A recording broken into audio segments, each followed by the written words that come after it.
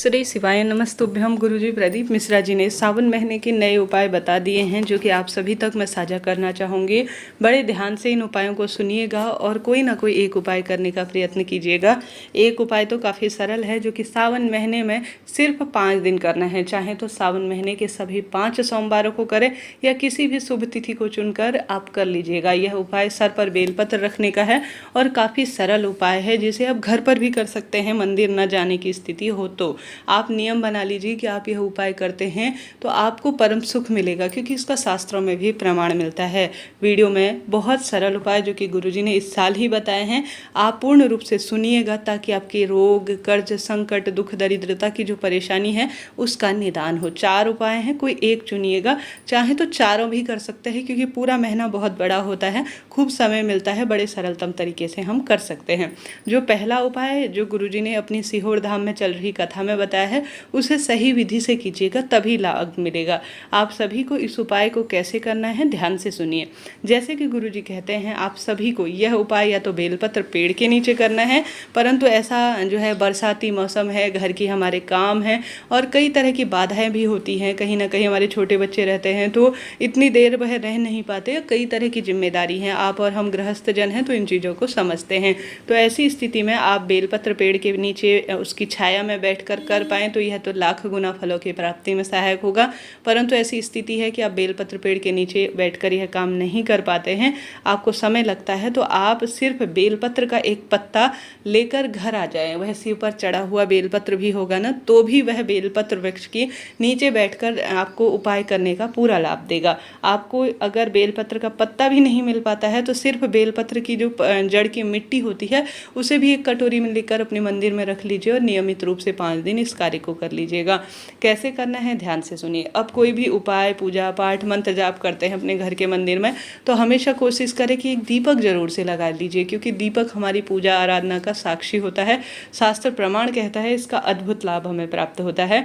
कभी भी करें, सुबह है, शाम, कोई ऐसा नियम नहीं है कि एक समय कर रखा है तो उसी समय इसको करेंगे, कोई दिक्कत नहीं। बीच में गैप आ जाता है तो भी कोई दिक्कत नहीं, लगातार 5 दिन इस उपाय को करना है। ठीक है, अब आप सबसे पहले प्रार्थना करें और कहें कि हे प्रभु, मेरी माता रानी, हे महादेव, आपके सावन के पावन पवित्र महीने में मैं दिव्य उपाय करने जा रही हूँ। मेरे जीवन की सार्थकता करें, सिद्धता करें और मेरे यह उपाय पूर्ण करें। ऐसी प्रार्थना करते हुए आप सभी को, आपके पास अगर रुद्राक्ष की माला है तो उससे यह आप कार्य कर सकते हैं, नहीं तो अपनी उंगलियों की मदद से आप सभी इस उपाय को कर सकते हैं।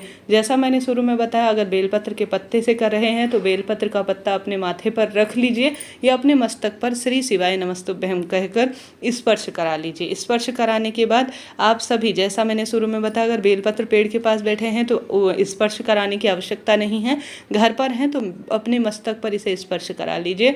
मिट्टी इत्यादि है बेलपत्र की तो वह भी स्पर्श करा लीजिए। प्रणाम करने के बाद गुरुजी कहते हैं अगर 5 दिन लगातार या 5 दिन कोई से भी इस महीने एक माला यानी 108 बार श्री शिवाय नमस्तुभ्यम महामंत्र की जाप कर लेते हैं तो गुरुजी कहते हैं आपकी मनोकामना पूर्ण होती है।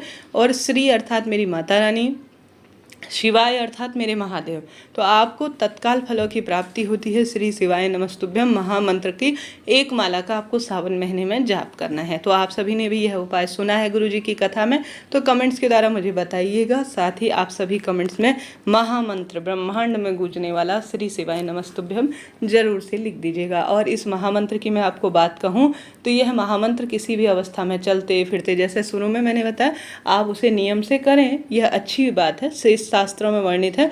परंतु सावन महीने में मैं अपनी तरफ से आपको कहना चाहूँगी, शास्त्रों के ज्ञान के आधार पर, इसे चलते फिरते भी आप उठते बैठते हर एक अवस्था में सावन महीने में ज़्यादा से ज़्यादा इस श्री शिवाय नमस्तुभ्यम महामंत्र का जाप करें। जहाँ नमः शिवाय, ओम, हर हर महादेव या अन्य जो कठिन मंत्र होते हैं उन्हें जो है विशेष तौर पर विशेष प्रावधान के तहत पढ़ा सुना जाता है, जाप किया जाता है, वही श्री शिवाय नमस्तुभ्यम। और शास्त्रों में कहा गया जो श्रीहरि विष्णु से संबंधित महामंत्र है, ओम नमो भगवते वासुदेवाय वासुदेवाय, उन्हें किसी भी अवस्था में चलते फिरते जाप किया जा सकता है। तो दिन की शुरुआत करें तो श्री शिवाय नमस्तुभ्यम मंत्र से करें। उठते बैठते चलते फिरते किसी से मिलते हैं तो भी आप श्री शिवाय नमस्तुभ्यम महामंत्र ही कहें। तो कमेंट्स में जल्दी से लिख दीजिए श्री शिवाय नमस्तुभ्यम, और मेरी वीडियो को जरूर से लाइक कर दीजिए, शेयर कर दीजिए, सब्सक्राइब कर दीजिए। और कौन सी वीडियो आप मुझसे सुनना चाहते हैं, देखना चाहते हैं, और मुझसे किस स्वरूप में आप बात करना चाहते हैं, वह भी आप कर सकते हैं। बढ़ते हैं दूसरे सरल से उपाय की तरफ। दूसरा उपाय इस तरह से है जो काफ़ी सरल है और अद्भुत है। कहा जाता है जो भी इस उपाय को करता है वह अनंत गुना फलों की प्राप्ति करता है। जीवन में हार रहे हैं, दुख तकलीफ से जूझ रहे हैं, तो गुरुजी ने कह रखा है सावन महीने में बस यह नियम बना लो, अपने हाथ में 2 लोटा आप जल ले लो। 2 लोटे में नहीं ले 2 हाथों में नहीं ले सकते हैं तो एक के ऊपर एक लोटा रख लीजिए। स्टील का भी रख सकते हैं, पीतल का भी रख सकते हैं, तांबे का भी ले सकते हैं, मिट्टी का भी ले सकते हैं। महादेव ने जैसा दिया है तेरा तुझको अर्पण क्या लागे मेरा, इस भावना से आप सभी को 2 लोटा जल लेना है और उस 2 लोटे जल को आपको ले जाना है शिव मंदिर में। जैसे गुरुजी कहते हैं अन्य महीनों में आप शिवलिंग पर सिर्फ 1 लोटा जल समर्पित करते हैं तब अति उत्तम है, परंतु सावन में मेरे महादेव पर पूरी सृष्टि का जो है संचालन का भार काफ़ी पड़ जाता है और इस महीने कई तरह की जो है शास्त्रों में कही गई बातें हैं जिस कारण से कावड़ यात्रा निकाली जाती है, शिव का ज़्यादा से ज़्यादा अभिषेक किया जाता है।